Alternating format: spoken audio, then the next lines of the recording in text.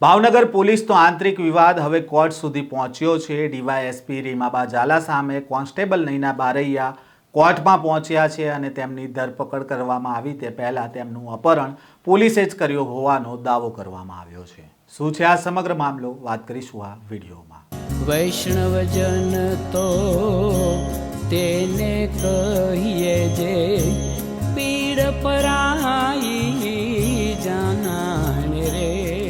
નમસ્કાર, નવજીવન ન્યૂઝમાં આપનું સ્વાગત છે। હું છું જયંત દાફડા। ભાવનગર પોલીસ બેડામાં હાલ એક નામ ચર્ચામાં છે અને તે નામ છે મહિલા કોન્સ્ટેબલ નૈના બારૈયા।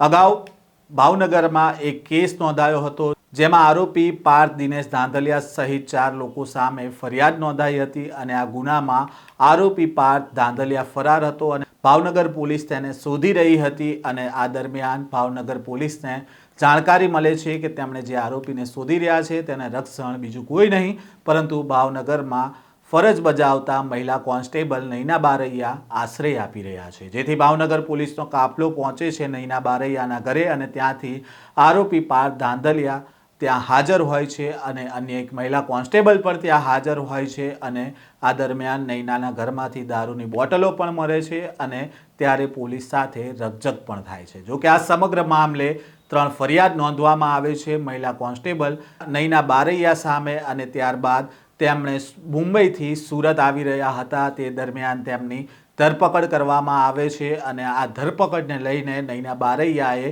કેટલાક સવાલો પણ ઉઠાવ્યા છે। આ મામલે તેમણે કોર્ટમાં પહોંચ્યા છે અને નૈના બારૈયાએ દાવો કર્યો છે કે ડીવાયએસપી રીમાબા ઝાલાએ તેમને ખોટી રીતે ફરિયાદમાં મદદગાર તરીકે અટક કર્યા હતા અને તેમની સામે જે ફરિયાદ થઈ તેના કાનૂની હક માટેની કાર્યવાહી તેઓ કરી રહ્યા હતા। તે દરમિયાન તેમણે મુંબઈથી આવી રહ્યા હતા ત્યારે સુરત પાસેના ટોલ નાકે તેમની ગાડી પહોંચી હતી ત્યારે પીઆઈ જેબલિયાએ તેમની કારને અટકાવી હતી અને કાર ચલાવી રહેલા જે વ્યક્તિ હતો અને અન્ય એક વ્યક્તિ જે ગાડીમાં હતો તેને કારમાંથી ઉતારી દેવામાં આવ્યા। તે દરમિયાન તેમણે કારમાં સૂતા હતા અને કારમાં કોઈ લેડીઝ પોલીસ પણ જોડે ન હતી અને પીઆઈ જેબલિયાએ ખોટી રીતે ગાડીમાં ગોંધી રાખી અને ભાવનગર સુધી તેમને લઈ જવામાં આવ્યા અને તેમને આ અંગે કોઈ પણ જાણકારી પણ નથી આપવામાં આવી અને અપહરણ કરવાના ઈરાદાથી તેઓ ત્યાંથી લઈ ગયા હતા અને તેમને રસ્તામાં વોશરૂમ જવું હતું તેમ છતાં 300 કિલોમીટર સુધી તેમને જવા દેવામાં ન આવ્યા અને ખોટી રીતે અટકાયત કરી હોવાનો દાવો છે તે નૈના બારૈયાએ કર્યો છે। સાથે જ તેમણે કહ્યું છે ધમકીઓ પણ આપવામાં આવી હતી।